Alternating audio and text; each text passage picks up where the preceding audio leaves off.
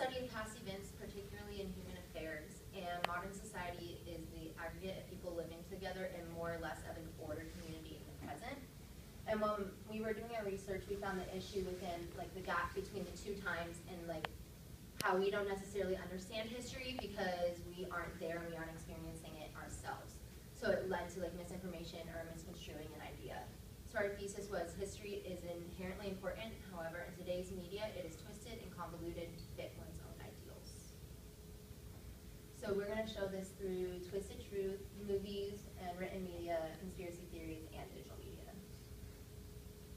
So for Twisted Truth, we're going to look at Hawaii, Japanese view on Pearl Harbor, and 9/11 being taught in schools to kind of explain it. And first, we're going to start with Hawaii. So the belief in the United States, and it's like often taught in our history books, is that people come to us freely and want to join. Unfortunately, it's not necessarily true whether we're looking at like the Native Americans or we're looking at the state of Hawaii, for example. Hawaii was run by King Liliuokalani, and it was based on a monarchy religious system, and eventually like white farmers went over there and they were running sugar plantations, and at the advisement of politicians within the United States, they raised the revolt when there was a tariff put on sugar from Hawaii, and the only way for the tariff to go away was to become part of the United States.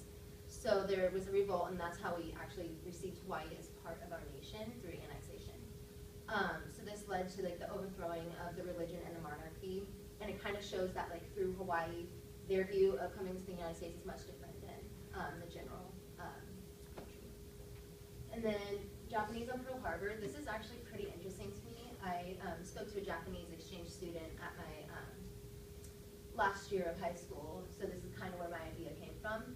They actually do not teach Pearl Harbor at all in school. It's basically a footnote, and they almost say that it did not exist, but they tend to harp on our internment camps, which is very interesting because like when we look at our view, we don't really talk about our internment camps here in the Japanese, versus we talk about Pearl Harbor a lot more and we go in greater depth.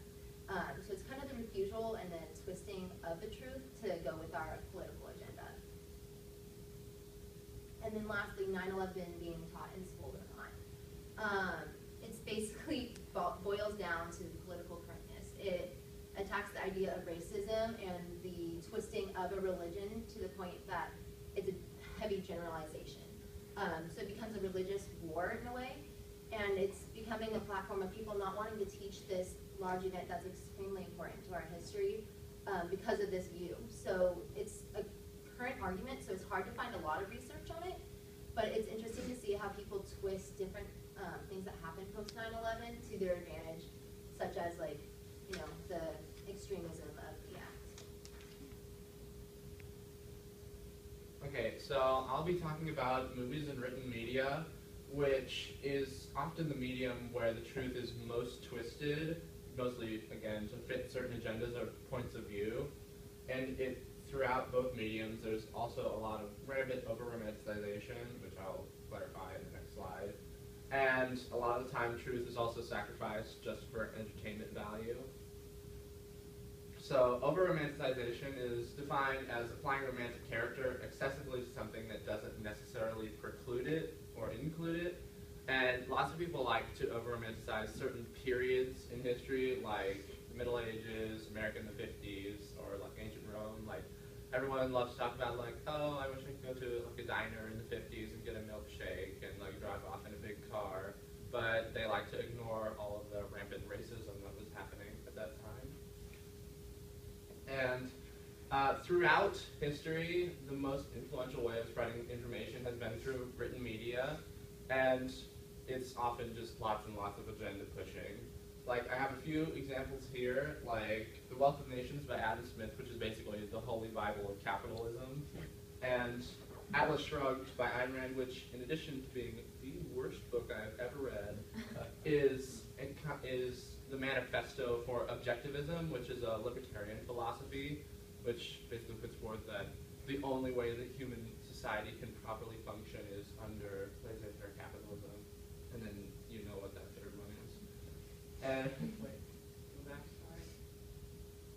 And there's also a lot of bias in academic circles in defining the classics or what we teach to our kids in school. Like, Shakespeare or Catcher in the Rye or Ray Bradbury. We don't teach a lot of current stuff because mainly it's just lots of old academics saying, like, oh, I learned this in school, let's teach it to our kids too. And then more relevant to the current day is the genre of film, where there's even more over-romanticization than in written media. Like, there I have the movie 300, like, the Battle of Thermopylae did happen, where 300 Spartans fought off the Persians, but the Spartans were not like big muscly men all coated in oil, and the Persians weren't demons. And which brings me to the point of just historical inaccuracies galore, like that idea of just sacrificing the truth for entertainment value. Sometimes it does venture into the realm of satire, like a couple slides ago I had Abraham Lincoln Vampire Slayer, which obviously that's not true, but still. And there are some good films, like Lincoln from 2012, but compared to the vast body of the media, there really isn't a lot.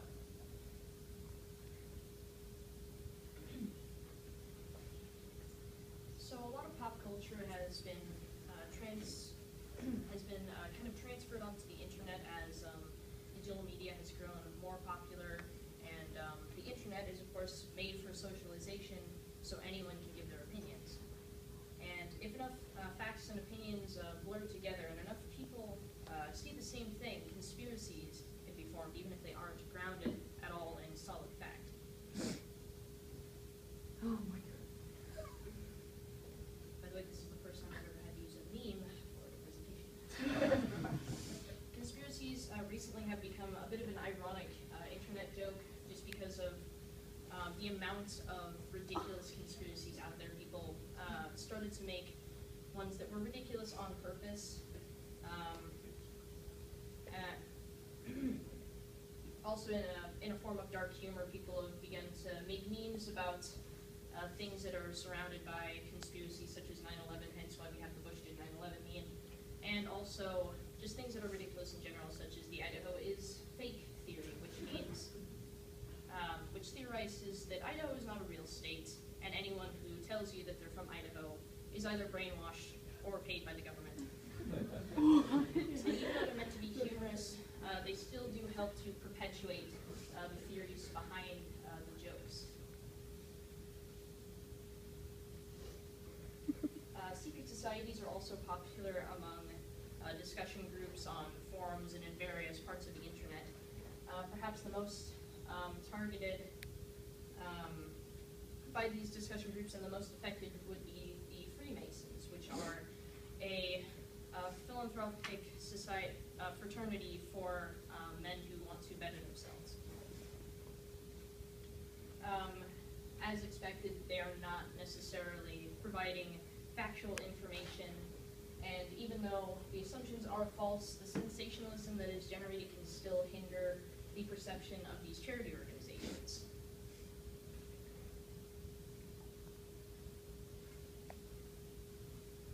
And even though the previously mentioned societies most likely do not have any sort of evil intent, there do exist hacktivist groups that use the internet and technology as a tool for political action.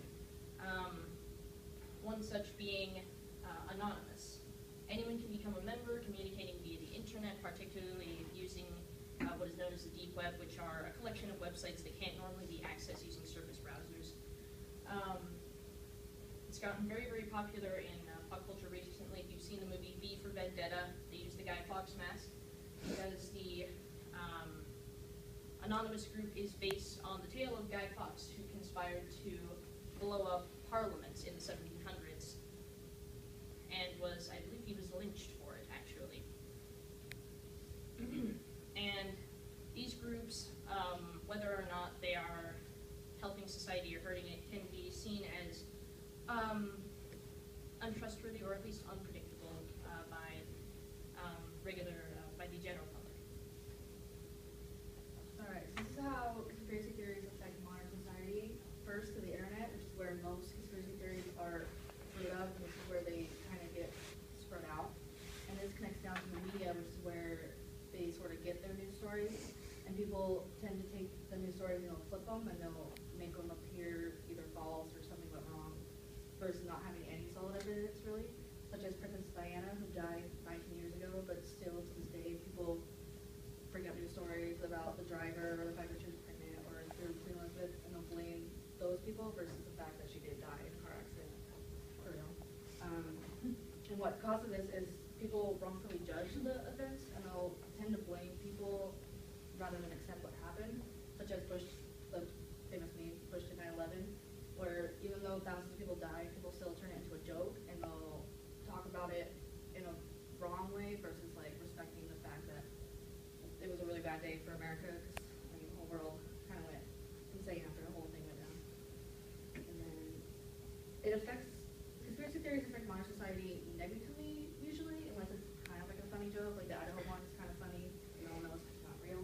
But people begin to believe it really happened, such as Bush did 9/11, and it starts a lot of debates, both on the internet and throughout classrooms. And then people begin to believe opinion over fact, and then this causes facts to get mixed up, and no real truth is used after that. So in conclusion, conspiracy theories are all twisted truths. Different parties hold different views of the same events, which is okay because people are allowed to have different opinions, obviously, but this also causes a lot of debates, as I said. And throughout movies and written media, we need to strive for more historical accuracy in these areas and understand what's truth versus like what people make up by putting different points together. And conspiracy theory and digital media, though some theories are ridiculous and have no logical argument, the attitude generated by them can be just as